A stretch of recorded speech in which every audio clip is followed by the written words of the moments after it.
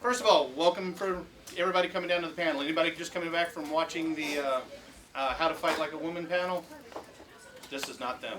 But the ones that have traveled overseas are part of this panel in one way, and we'll get to that here shortly, because in the eyes of the community, we call them knights. They've traveled abroad, they've gone on campaign, they've taken their armor, their gear, and they've fought on foreign soil for fame and glory, sangria at the end of the fight.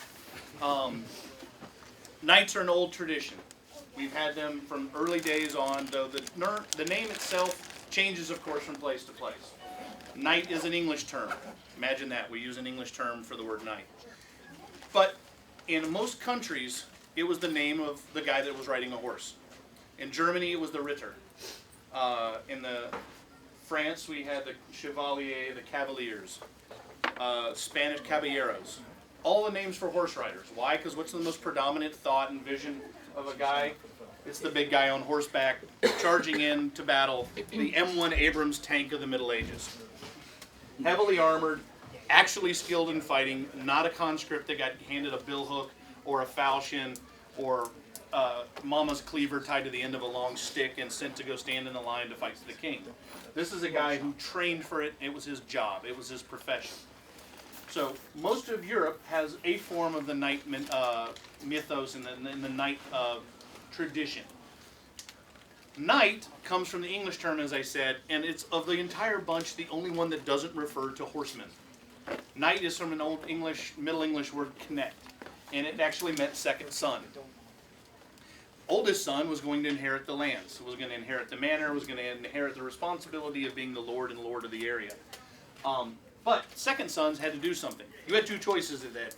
Well, technically you could live off your older brother and hope he died off, so that's not really a great job description. But you had two options, the church or the military. Most guys, young guys of the day and the age, didn't choose the monastery as their ultimate choice. So they went to battle. Usually got gifted enough man and equipment and money to put together a kit to go to war, if they were from an elderman's, a noble country. But chainmail, a suit of riveted chainmail would be as much value on the rolls of the wills and the itemized, the doomsday books and things like that, value-wise, to a house. The horse, more so for a well-trained war horse.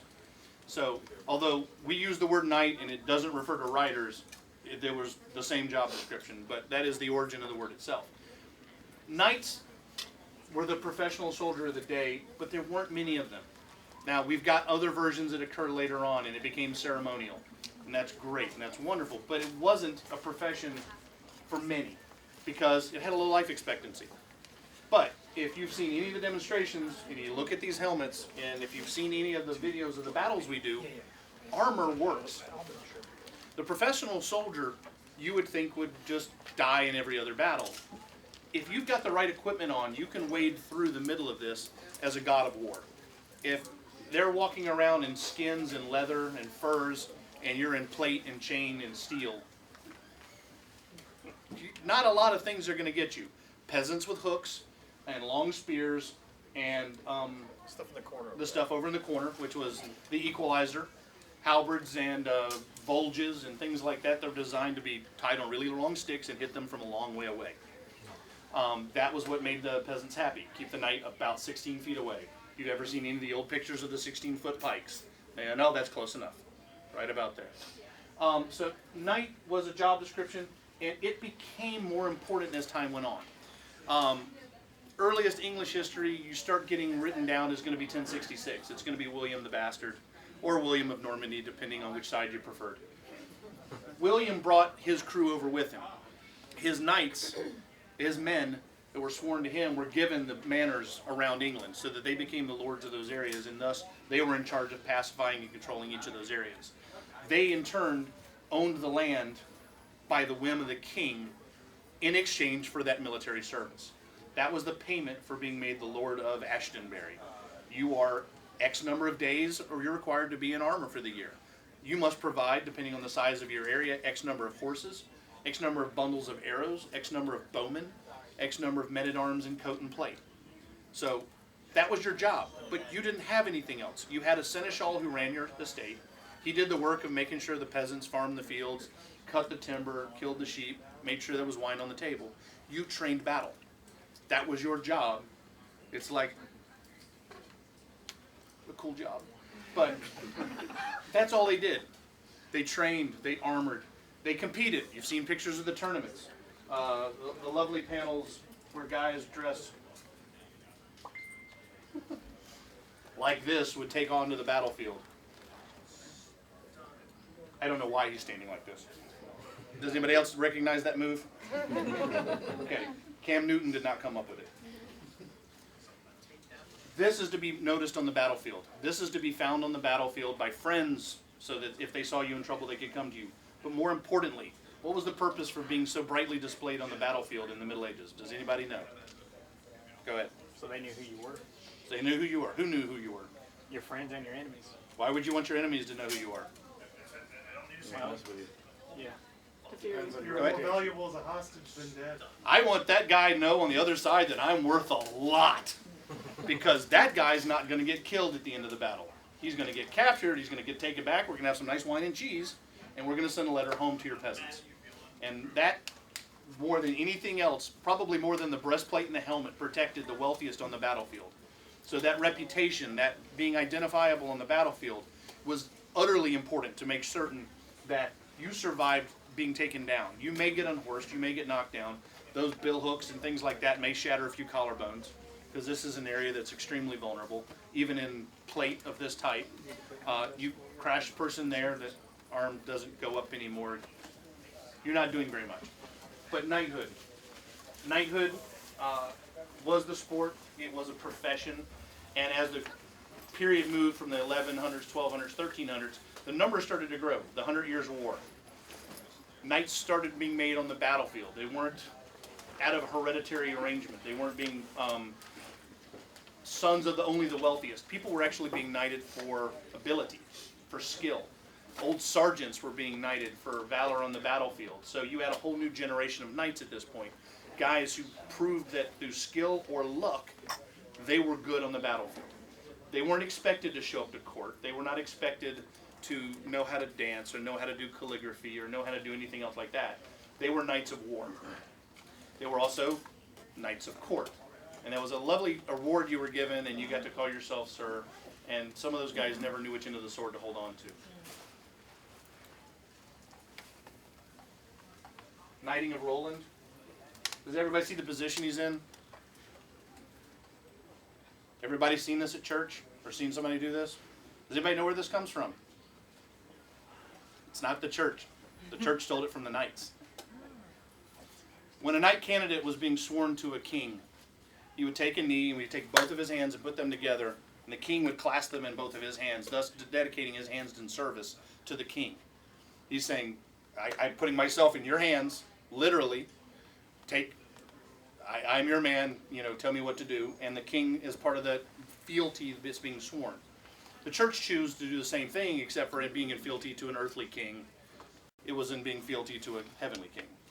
So that's about the same time the symbol was co-opted and used by both type of ceremonies. But that's why you see a lot of knightly depictions are all in a position of prayer. Some of it's because this was being commissioned by the churches for the illustrations, but sometimes the tradition is older than the church's tradition. All right, who thinks this is knighthood? This is Victorian. This is 19th century people looking back thinking, oh my goodness, it was so much better in the Middle Ages. They started this unbelievable push towards reenacting their idea of the Middle Ages. All the pageants, none of the plague. And they had a great time. And there were lavish parties with amazing amounts of costuming and people training at tilting at the quintain and riding their horses and learning the old skills as they best imagined them. And there was this huge upsurgence where people thought that this knighthood thing is awesome. This is the period in time where a great deal of ceremonial knights were made. You start seeing it being an award for service, and it has nothing to do with military skill, having to do with military time on the field, and you get to see Christopher Lee get knighted by the Queen. Gotta have a Star Wars reference, right? Knights of Columbus, other service orders that exist to this day, they still hold on to the title. They still put themselves in service, in fealty to the people that they're sworn to serve and protect. They're not in military battle, but they're still knights to this day. And to a large extent, they behaved better than some of the definitions of knighthood that were on the field. What have people heard about the knightly virtues? What are some of the knightly virtues? Chivalry. Chivalry. Honesty. Honesty. I mean, it's things what were you supposed to be a knight? You were supposed to be honest. You were supposed to be chivalrous. You were supposed to be trustworthy. Brave and courageous. Most of the knightly virtues, in there's the list of seven, the 7 sins and the 7 virtues. Those were that Victorian era. That was where they decided to whitewash and improve and make everything look beautiful. Knights in the 13th century were brutal killers for the king. It's like, my job is to make sure that you're not standing in a couple of minutes. And they would do anything it took to get it. You know, poison the well, throw plague victims over a wall, you name it. I was told to take a military objective. All of that fancy period from that lovely Victorian picture that you saw had nothing to do with the Middle Ages until the very, very end. Elizabeth the First, that time period is when it started to move over to chivalry, the chivalry of the Victorians. Okay, Star Wars, so we have Star Trek. Patrick Stewart. But more importantly, I'm here. Don't you wish you'd have done it this way? I'd have paid for that. But knighthood today. There are organizations that reenact the Middle Ages, just like the Victorians did. Of course, we do it right and they did it wrong. We compete against each other. We fight knights from other countries. U.S. tabards that have been for 2 different campaigns on 2 different events internationally. Representations from other countries. The tabards that they wear that represent their nationalities they take the field. We do that same reenactment to this day. We still pack our baggage up. We get on the campaign trail and we head out and we go to do battle with our enemies, who we usually help up right after we knock them down, and we go visit their camps right after fighting's over. Somebody owes somebody a beer. Knighthood isn't dead. Chivalry isn't over. And I'm not saying the Victorian stuff they came up with is a bad thing. Be chivalrous. Open the door. Open the door for a lady. Ladies, open the door for a guy. If you learn nothing from the panel upstairs, it's not a guys club only. These are all great ideas the Victorians came up with, but they're not what knights were in the Middle Ages. Now, do you guys have any specific questions about knights, knighthood, or anything that anybody had specific questions? Because some people tried to ask them earlier. Yes? When was the last time that they actually served in a combat role? Like, about when did that finally start? With the advent of gunpowder and all that. Gunpowder. Gunpowder pretty much ended the knights leading charges on the battlefield. They were still organizers of men. You still send X number of conscripts, but you started leading. They were the guys that used to lead from here, led from here, but the shield wall went away. The organized line battles, although it carried on all the way to the British lining up in the American Revolution, still wanting to fight in rank and file, while the nice Americans were hiding behind the trees, the fences, and the rocks. Saw how that worked out. So that time period, they still had rank and they still had it, but we moved over to the military sergeants, majors, lieutenants, things of that sort. And the knight went away. 18th was probably gone, though it became a ceremonial thing, very, very heavily and given by royalty fairly often in the 18th, 19th, and 20th centuries. They still hold ceremonies 8 or 9 times a year just to do large masses of the knighthood for arts and sciences as much as anything else, which is why all the rock stars are getting knighted. Yes, sir, ma'am. Okay. Sorry. How heavy was like everything when they had to wear like all of the armor and then also like a huge longsword and everything? I will say from my personal experience, I wear a coat of plates. My helmet's here on the table. My shield and mace, or falchion. I'm sitting, and I am dressed for melee.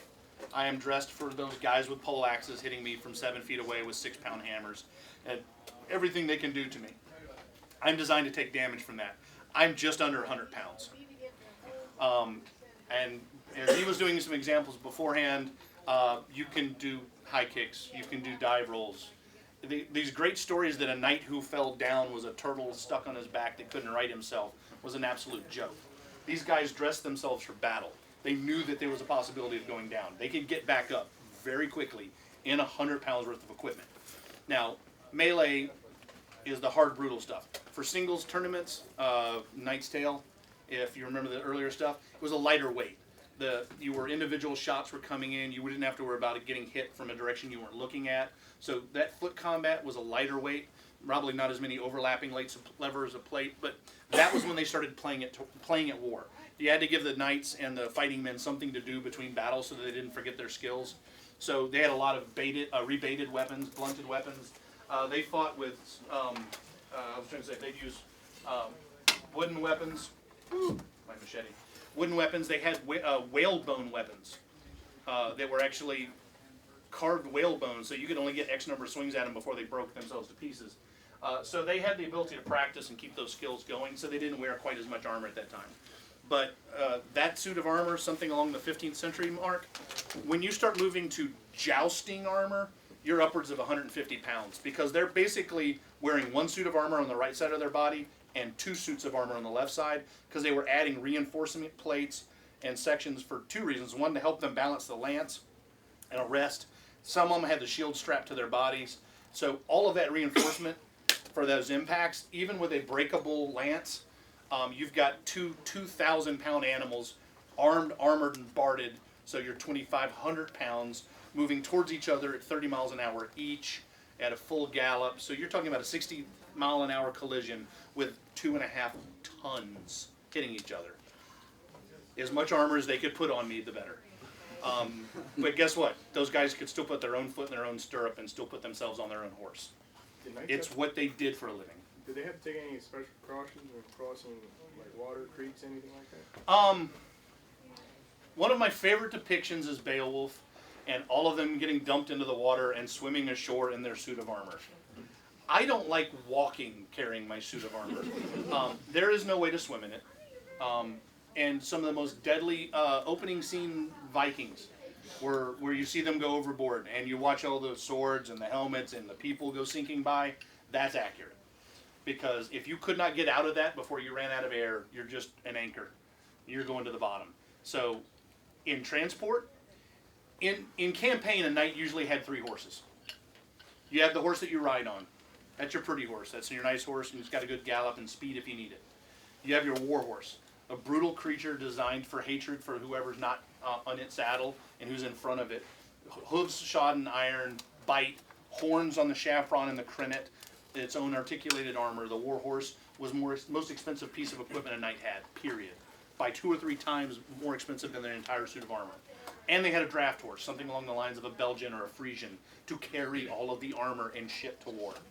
Because that was and then enough wagons and food and materials to upkeep all of those horses on the trail. And then if you're bringing squires or if you're bringing anybody along, you've got to feed and provision them as well, man-at-arms or archers.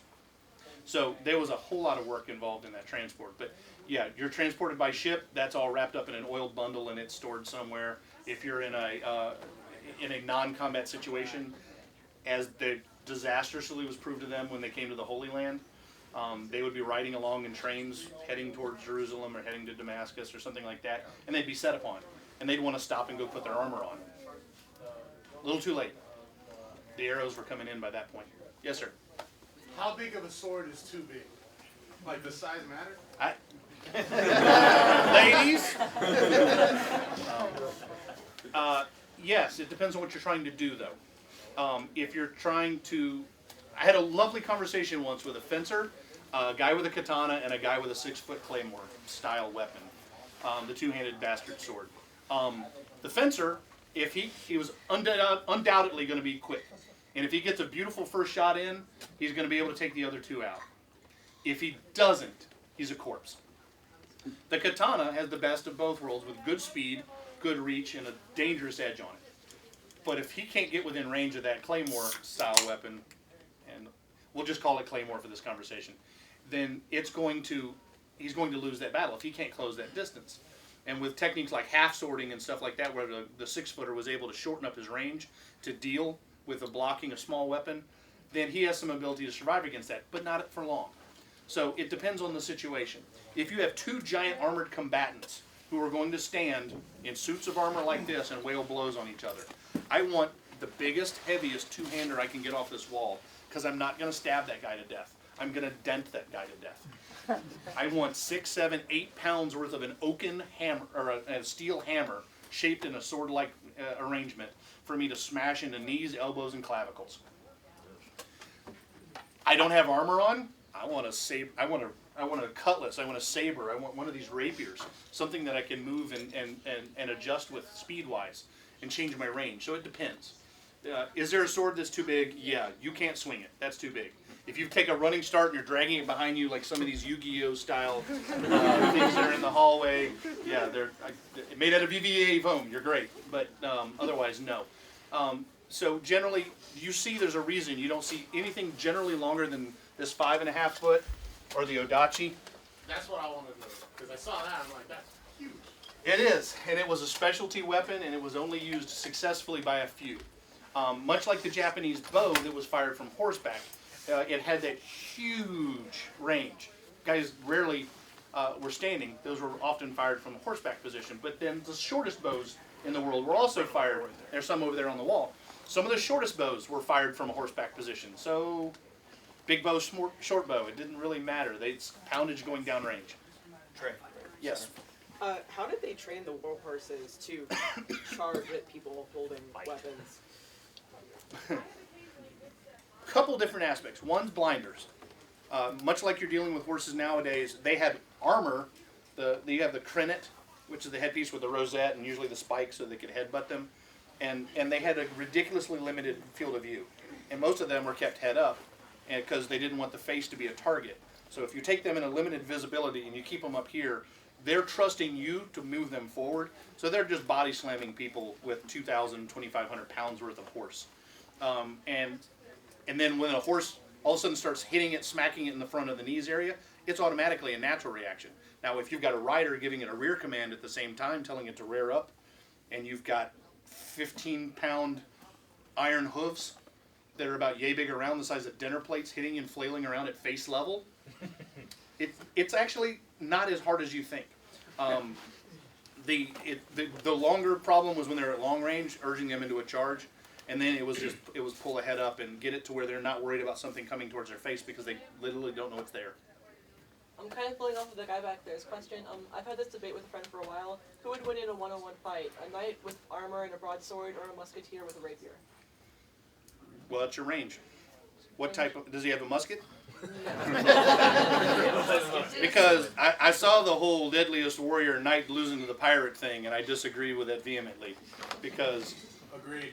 I didn't like their science and I didn't like their explanation. I think and there's armor in display in your museums with Guns. dents from perfectly round mini ball shaped dents. Regardless, the question wasn't about the guns. The Right. question was about And the question about that's what I'm saying. That in that situation, I think big issue is going to be the skill of your two swordsmen.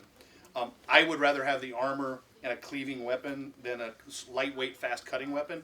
Though if that guy is fast enough, it's going to be impossible to track that guy down because a knight's not quick as that fighter is, and depending on if he's in an unarmored or a lightly armored situation, Game of Thrones, Syrio Forel versus Meryn Trant. The Viper in the Mountain. Viper in the Mountain. You've got examples there, so it comes down to your individual skill. A great rapier guy versus a clod in armor, I'm betting on the rapier guy because there are lots of openings that these guys can take advantage of. Or, for example, if you're referring to a knight like that suit of armor sitting next to Josh right there, where can the rapier stab the guy and actually hurt him? Yeah. Basically, you can't. The only voids that are in that suit of armor are covered in chain. We're talking about too. So, yes. You were talking about, people being turtled and all that, and it's all bullshit. Do you know where that all came from? I would like to say that same Victoria period of time where you had a non-professional group of people that were trying to imitate what they saw happen in the day and age. They didn't professionally do that. They put on a costume that might have been sitting in their castle to go do something. They didn't know the skills to it. I mean, we can, Sim's in here somewhere, no, he went outside. We can show you, if you come to the fighting tournament on Saturday, tomorrow we're fighting, we can do dive rolls, we can be down and up and drop to the ground and back up in seconds, and 100 pounds worth of equipment. You make your armor so that you can move in it, because to make armor that you cannot move in is death on the battlefield.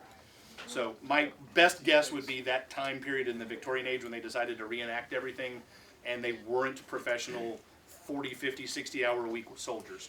Okay. They didn't train in it, they put on a costume to go to the fancy ball they threw. Yes? Is that in the events on the schedule?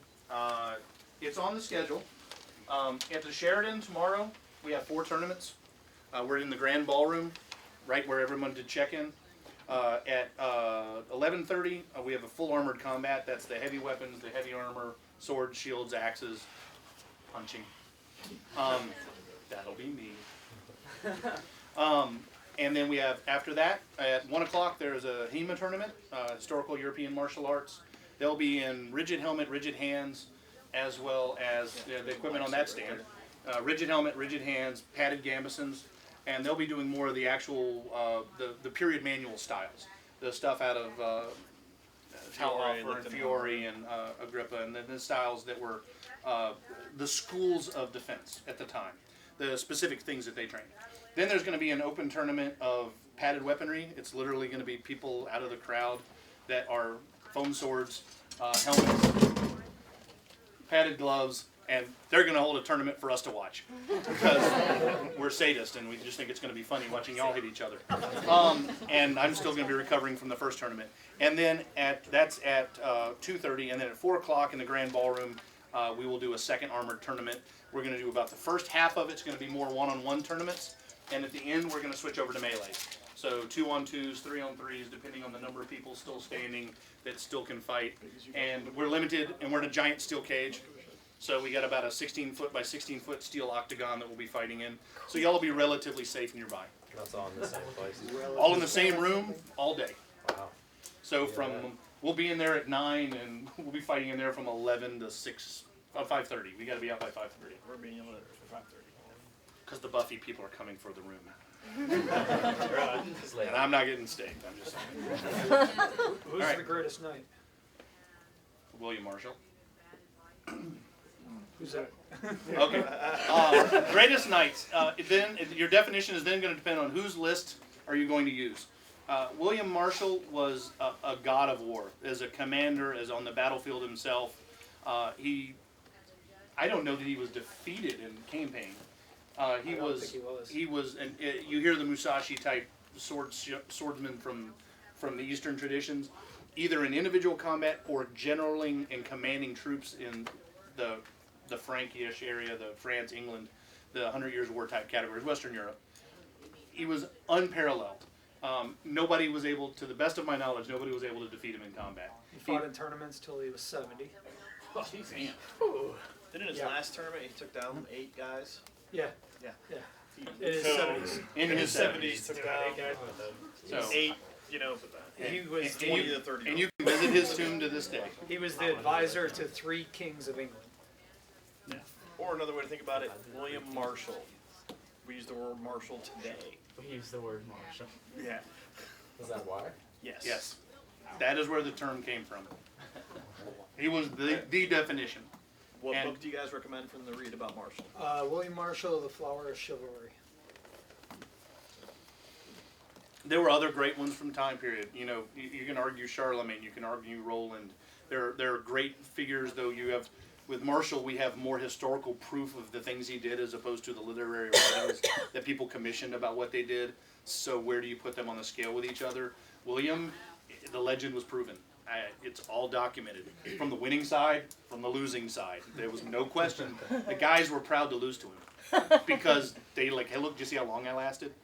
You know, he broke 3 lances before he knocked me off the horse. What do we do with the Russians? I made it to the end! He made it to the end. I was the last guy standing up. The best I did was 21 on 21 with the Belarus when I was like, it's 9 on 2. I'm gonna get dead. lay down so they'll stop hitting Dimitri.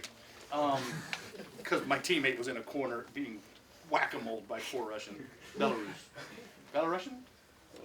So, Yeah, sure. So that is our modern end. We are knights to this day in our sport. Again, if you've traveled overseas, if you've competed on foreign soil and fought for your country, that's what we declare ourselves, knights of the modern age. You know, we don't have the queen. We recognize ourselves as a band of brothers and sisters. We recognize ourselves, the people who are the knights from the campaigns before, dub you into the order and welcome you as brothers and sisters. And it is wide open. We've had people 57 on the team last year. 60? 60 this year? Yeah. Is he 61? Baird? No. Regardless, Washington 61. State. What's his name? Starr, Richard. Richard Starr. Richard Starr. His 63. birthday actually was this year. And and people as young as in their 20s. He's also So- 6'6", so. Yeah, he's a big guy. But so if you guys are interested in either learning more about the sport or about knighthood, I'll stick around up here for a little bit. If you're interested in watching it, we've got pamphlets with the brochures that'll list everything. But basically, from 11 o'clock on, we're in the grand ballroom down at the Sheridan, and there'll be 4 tournaments back to back down there. First and last will be armored. And also some of our ladies, hopefully are coming back from an interview in a minute, and you can catch and talk to some of them who are also knights that have been potentially available in a few moments. All right, any other questions, guys? Yeah, do they have any armor in the Arab world? Yes. Yes. Absolutely. How do they hold up against the European? Well, an element that comes into play there, sorry, I'm the guy for this stuff. The Pretty Mongol princess. Yeah, I'm referred to as pretty Mongol princess because of my armor and such. So, in the Arab world, they actually came up with cloth layered with plate before the Europeans did. So when the Europeans first encountered the armored cavalry and such that was coming from the east, the Europeans were actually outgunned effectively. But the Europeans had better manufacturing, so as soon as the Europeans were like, oh, that's how you guys built this, they skyrocketed past. It's a global arms race, right? Chinese influenced the Mongols influenced Europe and eastern side, and then Eastern Europe influenced Western, and back and forth, right? It really is, and if you track and look at it, you'll see the patterns. But it easily, like 13th century, the Persian, Mongol Empire, so on and so forth, was wrecking anybody they encountered in Europe. 14th century, the Europeans were able to hold their own against them. Gunpowder. Yeah. If you look at some of those old maps where it shows the giant empires that existed in Europe, you've got the Arabian Peninsula, you've got Ottoman Empire, you've got people that swept through, and then the Moors all the way into Spain across Africa. They took huge swaths with the technology that they had and the ability to move fast and hit hard. Then Europe took the blows, kind of like Russia in the World Wars, and went, oh, that's how you did that. Oh. And they start pushing back. But it usually was after taking a beating for sometimes years or decades. In terms of armor, I mean, like you mentioned, like 13th century was the Mongols, and in 14th century, then the Europeans came back. But then somebody mentioned gunpowder. But in terms of armor, like which one seems to be the most advanced, or in the 13th century? Well, 13th century, without question, was the Mongol, the Persian. Their armor was more advanced than the Europeans were at that point. It was more flexible, lighter, and as protecting as the plate that the people were wearing. They could take it on and off quickly. They could move and casually be in the armor, as opposed to a knight needing a squire crew to put him into his stuff in a half hour to get ready at the quickest. So they were across the board in just about every way you could think of it. It was a better armor set that the the Arabs were using at that time period. Those kingdoms. But again, once the Europeans got their butt kicked for a little bit and they saw how they did it, they just went home and copied it and did it better. In a few minutes, as I said about the interview stuff, we'll have equivalent armor from the same era, people in it, that you can come take a look at. We'll bring them out in here for you guys to see. But the panel will be over and it'll just it'll be up for people to do stuff. But I'll have them come out here so you can check out and you can see what was going on in the designs. All right, guys. Any other questions? Yes. Just about the modern sport, what are the countries with the strong, what's even the term for the international night sport community? Well, there's two different organizations that are holding world championship competitions. The original one was called Battle of the Nations, and it was put forward by an organization called Historic Medieval Battles, HMB. And that was the original competition. That was a bunch of reenactors. Keep in mind, Russia, Poland, Ukraine, they read Tolkien too. Okay, we created LARP and the SCA because we have lawyers. They had metal and people with nothing to do and started making suits of armor and beating each other up. They eventually said, our team's better than yours. No, ours is better and ours is better. Well, let's go have an event. Battle of the Nations 1 happened, and 4 nationalities showed up. Ukraine, Russia, Belarus, and Poland. And they took to the field and they beat each other up until they had an answer. And they had jousting, they had singles, they had melees, they had a great time, and they decided a year later, let's do it again. So they had 5 teams the next year, then 3 they had 8, and that was the first year that the American team went, which was 2012 in Poland, and they moved the location around so they can share the wealth. And then 2013 I fought for the first time on the second American team in France. We get to fight outside the walled city of Aigues-Mortes, France, which is an entirely walled city, and we stayed in houses inside the city, and it was the staging point for the 7th and 8th Crusades. The entire town was built to have everyone come to Aigues-Mortes, then we'll get on the boats because we're not doing that walk into the Holy Land stuff anymore. So they got on boats and they ran into hurricanes because that was better.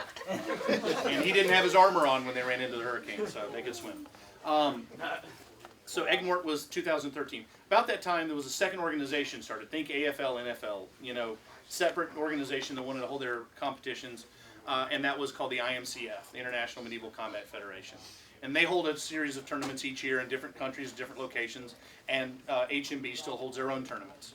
And these are actually, this is the IMCF American Tabard, and this is the HMB American Tabard current league, right? Yep. That's the current one. They changed it.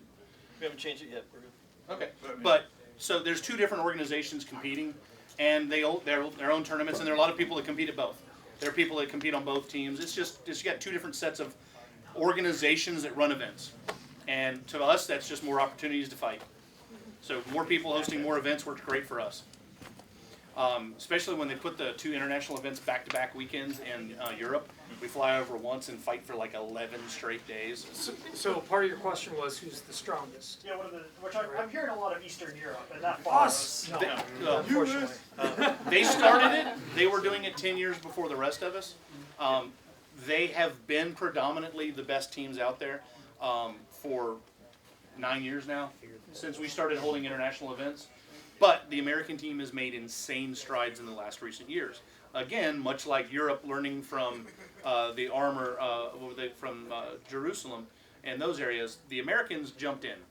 Now, there's a huge difference a lot of the time in armor is they have more padding and less metal over there because you're not exactly certain what you can trust metal-wise for a number of years, although the supply is getting much better in Europe now. In America, I can go to online Metal Mart and order 301 stainless in the exact millimeter thickness I want of it and have armor made out of it. So you see a lot of Americans wearing a whole lot more armor and a whole lot less padding, and the Europeans are wearing a whole lot more padding and a whole lot less armor. They're also 25 and look like they play soccer all day long. And we're a little bit older. That's why we're wearing more armor. We don't want to look like we got killed that day. And we look like this. I don't look like I play soccer. So having said that, though, 2 years ago in the 5-on-5, best 2 out of 3, we beat the Russians in one of those fights. And then last year, we did it again. Last year we did so it again. we're progressing on our level and understanding of the sport as well. Other big countries are Belarus and Ukraine. And Ukraine actually took it to them a couple years ago. Well, they to beat be them exact, Ukraine won this year. Yeah. When the video's playing, when we're doing just a normal room, we actually have the Ukraine versus Russia fight where Ukraine finally beat Russia. And you can imagine the animosity there is now, They're not pulling punches. Yeah. They're not pulling axes. They're not pulling halberds. They're not pulling. But having said that, there's a respect that all combatants of the sport have for each other because we all step into that ring and risk our lives. In a perfect example, I don't even know where my helmet went, but it's the kettle that's up here on the table. I hope it's still in the room. It's not. Oh, it's back We sold there. it. Beautiful. There is a beautiful crease right across the top of the peak of my helmet. That was from a Belarus axe in Aigues-Mortes, France in 2013. The guy came over and stood beside me and one teammate had me pinned this way across the fence so I couldn't move as his friend's hitting me here. His other friend stepped over here and starts throwing baseball swings with a 6-foot axe into my rib cage. I'm blocking it with a mace. Didn't work well. They beat me like I took their lunch money and killed their dog. They brought me to the ground. They were the first people there to roll me over to check on me to make sure I was okay. They were the first people to help me up off the ground and take me to the side of the field as we left the field. Bar none. And they were trying desperately to put me down the moment before.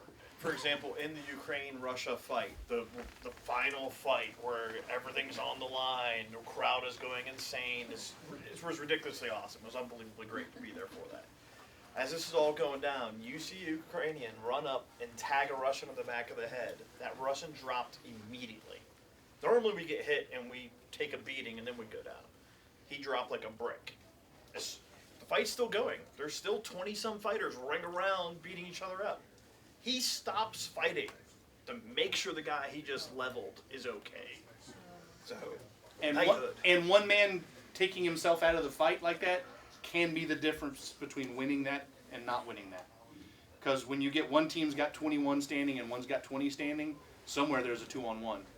And it makes it easier for that 2 to win, and then the dominoes just start falling. Yes? How do you actually determine when you're out of the fight?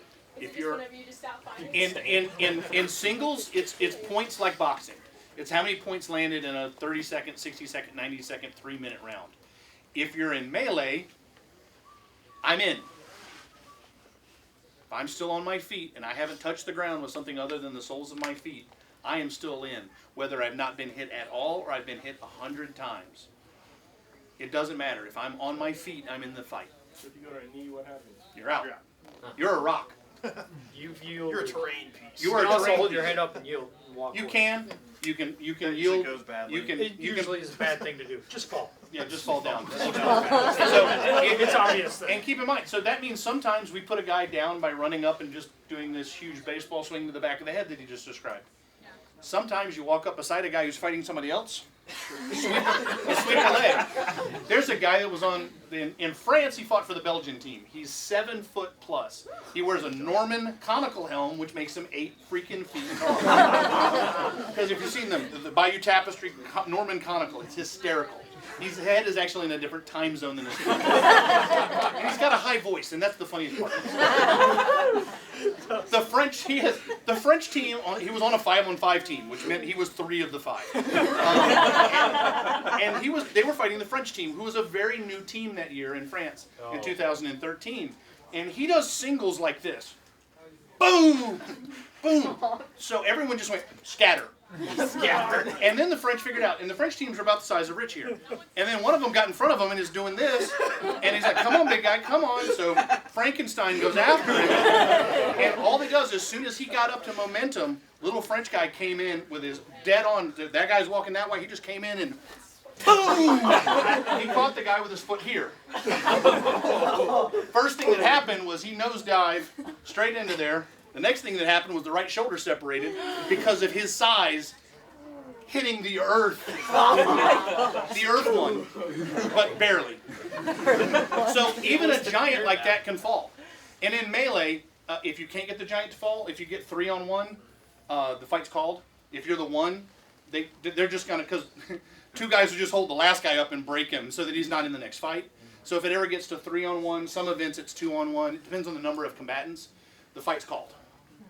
Which is when I was on the 2 versus 9 when Dimitri and I were. And there's a couple other times when you can be taken out if you have an armor failure, right? And also if his you shoulder plate falls off, a marshal sits him down. They can set it down. So for safety, right? Because You while may we want to not hurt know. each other and we want to punish each other, we really don't want to hurt each other. You want to break each other. Right. And if you've You dropped a wanna hurt, weapon not for break. 10 seconds, if you throw a weapon in the melees, you have to run back to your starting line, reclaim a weapon. You can't fight. You can't defend. You can't strike back. You can't punch or wrestle. All you can do is go. And if you don't get a weapon in your hand within 10 seconds, the marshal will tell you to sit. And other things, if you do illegal moves and hurt somebody, you can be taken out as well by the marshals. Okay, we got to stop the panel due to time. So from here, you can still stay in here and bullshit, so on and so forth. But we are no longer a panel. So we got to open up the doors. All right. So it's important. Thank you guys all for don't coming. Go Thank you. outside, talk to us.